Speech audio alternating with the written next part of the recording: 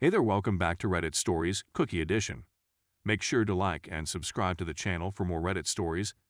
Second D-Day this past weekend. Lost and stuck in pain. I spent my childhood fantasizing about a life mate, someone who would be with me forever, someone who would be there for me come hell or high water. What I believed I discovered was that and more. She made me laugh and made me optimistic about the future. I believed I could be and achieve more than I had ever done before. The passion and romanticism were unlike anything I'd ever experienced before. 5 years later, I experienced D-Day, which I believed would be the worst day of my life. I discovered that she had many lovers during the duration of her relationship. I didn't even capture her. She confessed because her guilt had gotten the best of her. She begged pardon and vowed to do better in the future. I was at a loss for words, and our church family pressed me to forgive her. That if I forgiven her and showed her God's redemptive love, she would be able to repent and God would restore our marriage. For the first year, my life seemed like a living nightmare, but I persevered. I welcomed her back into my bed, but I never used it against her, never whined about my suffering, and never attempted to make her feel worse. My priest told me that it was my responsibility as her husband to consider how she felt, how difficult it must have been to confess, and so forth. But with a lot of patience and effort, I eventually got through. When I requested for therapy, she made me feel bad, so we had to do it all on our own. It took 3 years for us to be able to have, without being repulsed and ashamed, although I never turned her down since it's my responsibility as a husband. She wanted children as soon as she confessed. I informed her that I couldn't go there just yet. She said that she understood and that she would wait as long as I needed. She complained a month later that it was taking too long. I was blamed for dragging things out and delaying down the healing process. After being away for a time, I asked her directly this weekend whether she'd been cheating again. She hesitated a long time before saying yes. I inquired whether she wanted a divorce, and she responded no, she wants to work things out. She did concede, though, that she wouldn't blame me if I left her, and that I wouldn't be able to get over it anyhow. Even if I just got an hour of sleep owing to the adrenaline and discomfort in my chest, I still have to go to work and keep a straight face. I'm hardly able to function as a human being. I seldom ever weep. Even the first time she confessed, I only cried twice. That is not something I'm proud of. It is just a truth. I've wept at least once a day since she told me. Every time I get back up and recover my breath, something comes to mind that I'll never be able to appreciate again because of her. I want to leave her, but I don't want to lose what I believed I had, even if it was never really mine. I was at a point where I didn't simply accept having children. I want them. Yearned for them, and if I ever have them again, it will be with someone else, someone with whom I have not spent the previous 11 years of my life, and I can't bear the thought of being with another person after it took me so long to trust the first time. Then the ache comes back, and I sobbed, and I lament the life I won't have. A number of my pals, one of whom went through the same situation a few years ago, have been assisting me. He continues telling me that it will hurt for a long time, but that it will get better. Logically, I acknowledge that is real, but it hurts so much that it's difficult to believe. Edit.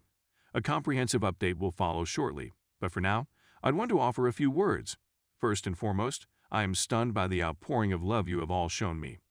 I was extremely affected by the numerous responses that were full of empathy, support, and wisdom. Second, I'd want to thank everyone for assisting me in gaining perspective. I actually thank God that we no longer have children. In addition, I have quit my church, looking for a new one. I told my family about it, and they've been quite supportive. Update 1. Many thanks to everyone. I know it's only been a week, and I know there will be many more ups and downs, but the previous time I went through this, I never considered asking for assistance or knowing where to seek. I fought for years and kept coming back to the same area. I post a lot on here, generally when I'm completely lost in the fog and unable to handle the agony. The most remarkable part, however, is that I always got precisely what I needed, plus so much more. So, here's the latest. I foolishly attempted to assist her in reconciling once again. She revealed her real colors by refusing to make a very modest concession because it would be cruel to her coworkers to need someone to change ships with her with just a week to prepare. She should consider herself quite fortunate to have gotten off so lightly. I was wounded and rejected, so I came to this sub and revealed all of my foolishness, pain, and weakness, and was supported, empathized with, called out on my BS, and continually given the obvious advice. She's not going to change, she doesn't care about me, and I need to go on. I called a lawyer to begin mediation, a legal method for divorce that may avoid going before a court, including a single lawyer. Saves time and money if it works. With the understanding that if my STBX drags her feet in any way, I would go directly to NC, file, and serve her. I informed my friends and family, and they have all been very supportive, much above my expectations. I'm going to get through this, and I can't thank you all enough for putting me on the correct track, because my chump was never going to do the right thing on his own. Clarification on mediation added. Update 2. So, there's some good news and some negative news. First, the bad news. I was tired and stumbled a little. In a recent article, I noted that we now live many hours apart for work, and that I invited her to come visit me so that we could talk things over. When she answered no, I began calling attorneys. I spent the weekend attempting to mentally and emotionally move on, only to be surprised a few days later when she came on my door, crying and desperate to make things work. I was at a loss for words and just allowed her in. Things went horribly wrong, alternated between hysterical bonding, really ugly fighting, and pretending nothing was wrong. She could explain a few more things, and I eventually found out what she was up to during those weeks we were apart. Mostly poor actions all around that sent her on a downhill spiral that was much worse than the affair. She had gotten to the point where neither she nor I respected her judgments.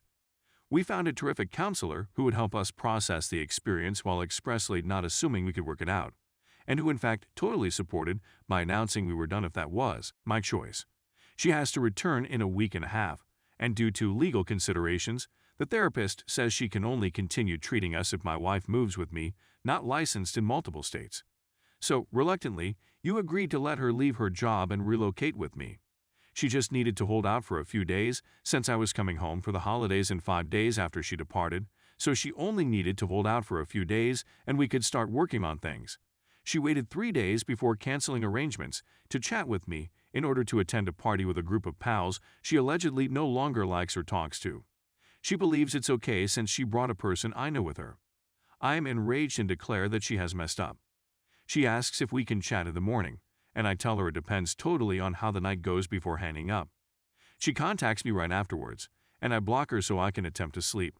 Had an important day of work ahead of me. At 9 a.m., I receive a call from my family inquiring why my wife can't reach me. I am enraged and attempt to contact her. She doesn't respond. I begin to suspect something is wrong. She's signed into her phone accounts on my laptop, I see. I look at her GPS. She left the party when she said she would and went home with her buddy as planned. Then, an hour later, I returned to the apartment and remained all night. When I challenged her the following day, she lied again until I demonstrated that I was correct. She attempted to accuse me of violating her privacy, but I refused to let her shift the topic. I told her that this demonstrated without a shadow of a doubt that I could never trust her again. She wants another opportunity, but I'm sure I can give it to her. Right now, I'm staying with some extremely fantastic friends who are assisting me in setting and maintaining healthy boundaries. Hopefully, there will be no such blunders in the future. I was ashamed to update since I had been doing so great, and then botched it. Back to the divorce crusade. Final update. I know I've screwed up here and there since I discovered her cheating, and the comment section on my posts, not to mention my DMS, clearly demonstrate a segment of this community that is more than happy to call me out for my faults. But I've made primarily good improvements. I went away, leaving her behind. She spent the first several months pleading with me for another opportunity, and although I had moments of weakness, I can show it. I was successful in increasing the space between us. We haven't communicated much in the last 2 months. There are a number of things that require some limited communication, which could be done through lawyers, but is easier to do over text. We stopped arguing, she stopped attempting to reclaim me, and she even let me keep the great bulk of marital assets. My family originally backed her, then gathered enough information to support me, and have now mainly returned to believing that our reunion is God's plan. They try to say things like, "Oh, she's so sorry about everything," and she truly has changed, but I've established very clear limits and don't allow them to go on about it, even though it's really disheartening to feel unsupported through this process. For a long time, my friends were incredibly supportive, but as with any loss, people on the outside become bored of it and want to move on to better pastures. I don't bring it up on purpose, but when it happens, they primarily want me to be pleased because, as they perceive it, I've won in some manner. They reason it because I'm receiving so much monetary value out of the marriage, as well as the distance I requested, and I'm in a new area that I've desired for a long time. Why shouldn't I be celebrating? But to be honest, I'm simply sad right now. Most days, I can keep myself busy enough that I don't notice, but eventually I reach a wall and have to confront my thoughts and my circumstances, and I break down. I couldn't run away from it any longer and had a nice long week this morning. I now have everything I've worked for over the previous 10 years or so. I've marked numerous significant things off my bucket list in the previous year, and now that I have everything I wanted or close to it, I'm absolutely depressed since I have no one to share it with. I have difficulty establishing new acquaintances because I am skeptical of everyone, even when there is no logical reason for me to be. I don't think I'll have much luck with dating in my mid-30s, and everything I read says I should wait at least 12-24 months anyway to avoid ending up in the same position. I've scheduled an appointment with a therapist for next Tuesday. It will be my first in roughly 3 months, owing to my relocation and the time it takes to enroll in insurance, locate a provider, and so on.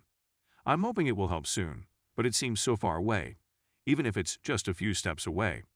I honestly despise my life right now, since there doesn't seem to be any way to live the life I want to live.